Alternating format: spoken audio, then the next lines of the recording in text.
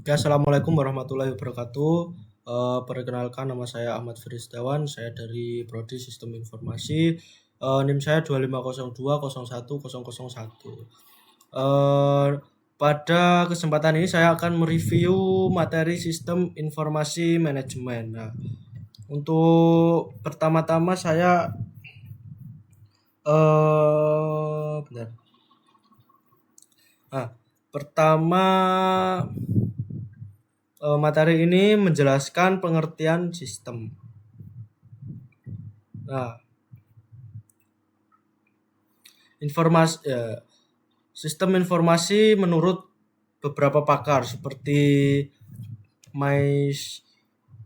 MC Liot, nah ada Gordon B. Davis, terus kemudian ada Bryce, terus kemudian ada Tucker, terus Broker dan kawan-kawan. Secara umum sistem informasi merupakan sistem yang mengumpulkan atau mengolah dan menyajikan informasi untuk mendukung operasi serta pengambilan keputusan. Nah, terus selanjutnya dijelaskan juga komponen sistem informasi, yaitu ada input block, model block, output block, teknologi block, database block, dan control block. Nah, terus keenam komponen ini tersebut saling berhubungan sehingga sistem dapat berjalan secara efektif. Terus selanjutnya ada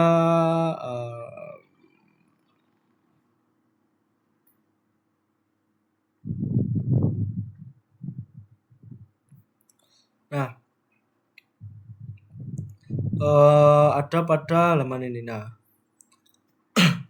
membahas studi kelayakan sistem sebelum pengembangan dilakukan.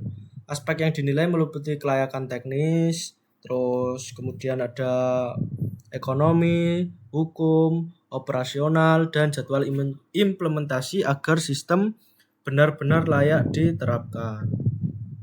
Terus setelah itu dijelaskan juga indikator-indikator perubahan sistem.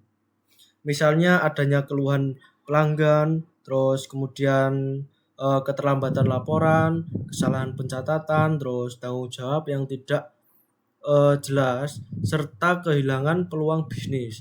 Nah, jika kondisi tersebut terjadi, maka organisasi perlu mengembangkan sistem baru atau memperbaiki sistem yang lama. Selanjutnya dibahas prinsip pengembangan sistem, yaitu pengembangan harus mendukung. Nah, pengembangan harus mendukung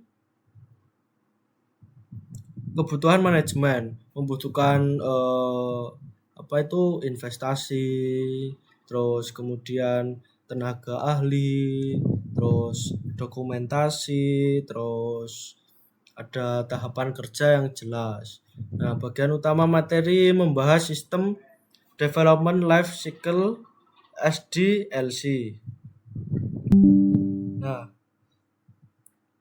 di sini SDLC adalah metode pengembangan sistem yang dilakukan secara terstruktur, mulai dari perancangan sistem hingga pemeliharaan sistem. Tahapan yang jelas meliputi ini. Ada tahap yang pertama, perencanaan sistem. Yang kedua, ada tahap analisis sistem. Yang ketiga, tahap perancangan sistem. Yang keempat, tahap penerapan sistem. Dan yang terakhir ada tahap pemelihara sistem. Nah, pada tahap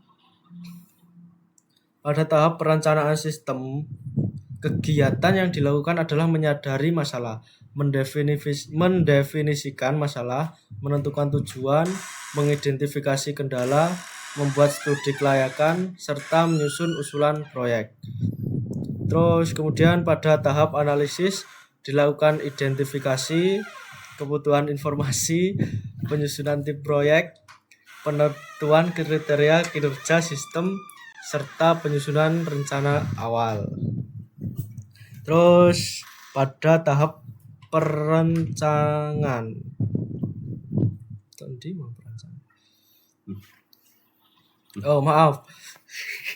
Pada tahap analisis. Nah, dilakukan identifikasi kebutuhan informasi, penyusunan tim proyek, penentuan kriteria kerja, sistem, serta penyusunan rencana awal.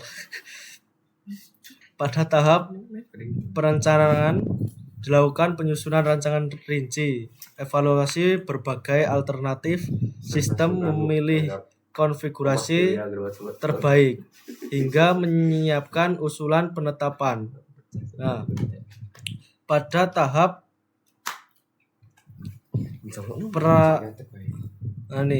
perancangan sistem, dilakukan penyusunan rancangan rinci,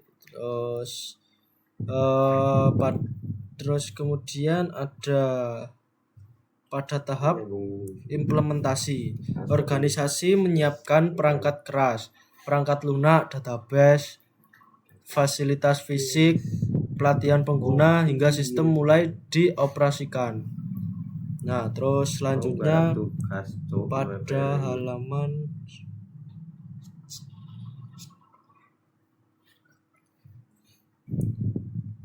iki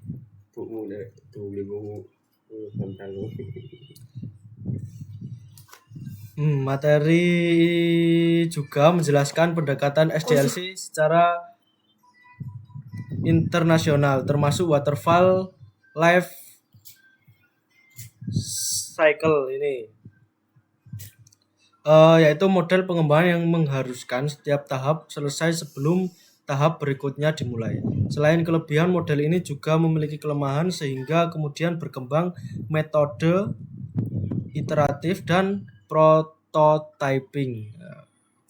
Oke, untuk kesimpulannya, menurut saya materi ini memberikan pemahaman yang lengkap mengenai sistem informasi manajemen, mulai dari konsep dasar, komponen sistem, alasan pengembangan sistem, hingga tahapan SDLC.